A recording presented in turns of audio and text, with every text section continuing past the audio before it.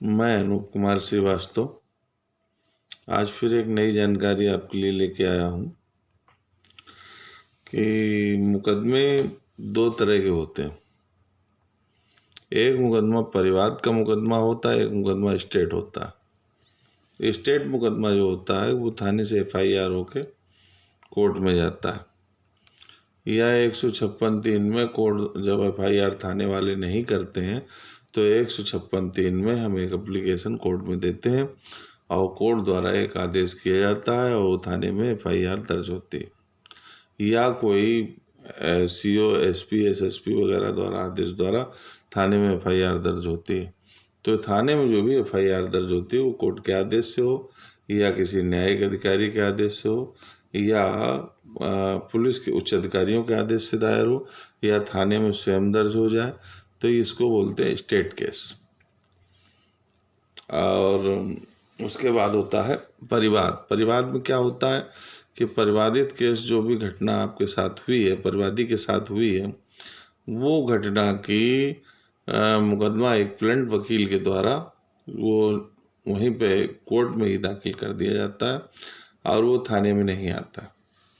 उसमें जब वो प्लंट दाखिल किया जाता है तो परिवाद में क्या होता है कि परिवाद में सबसे पहले न्यायालय का नाम, फिर वाद संख्या के बाद मुकदमा नंबर, उसके बाद के पार्टी का नाम के बाद थाना के बाद धारा के बाद घटना का समय, घटना का दिनांक, वादी का नाम, प्रतिवादी का नाम, न्याय और घटना की सारी स्टोरी, वकालतनामा, तस्दीक और वादी के हस्ताक्षर और वकील के हस्ताक्षर मुहर और वकालतनामा आदि लगाकर कोर्ट में दाखिल कर दिया जाता है।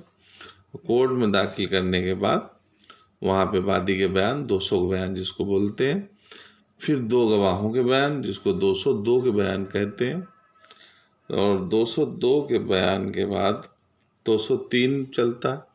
उसमें अगर मजिस्ट्रेट समझता है कि 203 में मामला सही नहीं है तो खारिज कर सकता है, और नहीं तो फिर उसमें 204 की प्रक्रिया चालू होती है।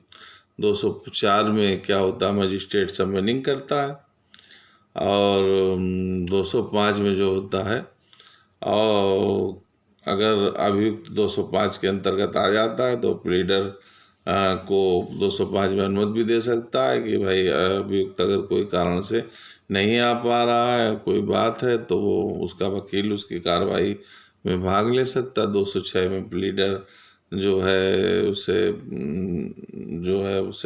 कागज वगैरह कोर्ट से ले सकता है। 207 में नकल, अभियुक्त वगैरह नकल ले सकता है। 208 में प्रतियां ले सकता है। 209 में अगर कोई मामला सेशन न्यायालय का है तो सेशन न्यायालय में ट्रांसफ़र भी हो सकता है।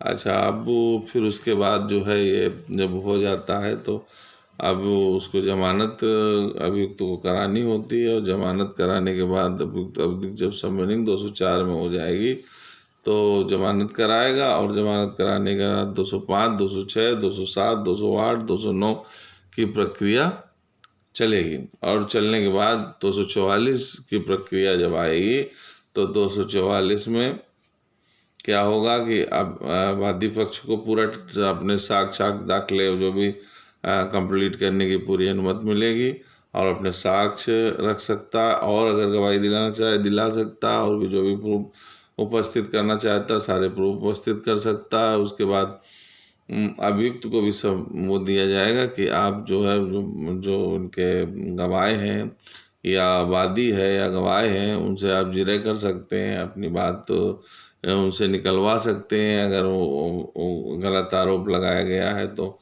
उसकी उनको भी इजाज़त दी जाती है 244 में। 244 के बाद फिर 246 आता है। 246 में भी अभियुक्त को पूरा बयान देने के लिए, उनके गवाहों के बयान देने के लिए और उनके संबंध उनको जो भी संबंधित साक्ष्य उपस्थित करने हो अभियुक्त को उसके लिए समय दिया जाता, और पूरी फुल छूट दी जाती है कि जो भी जिस प्रकार की प्रक्रिया में भाग लेना चाहें या वो अपना स्वयं बयान करना चाहे या किसी का भी बयान कराना चाहे, साक्ष्य किसी प्रकार के देने चाहें तो फुल छूट न्यायालय उनको देता है अभियुक्त को, कि किसी प्रकार से कोई पक्ष ऐसा न रह जाए उनका कि उनको अपराधी घोषित कर दिया जाए और उनको न्यायिक प्रक्रिया में अगर वो वकील बदलना चाहें या सरकारी वकील लेना चाहें या वो MS क्यूरी का वकील लेना चाहें या पैसा नहीं है तो एप्लीकेशन दे के दूसरा वकील सरकार की तरफ से लेना चाहें तो सब प्रक्रिया वहाँ पे उपलब्ध उनको कराई जाती है।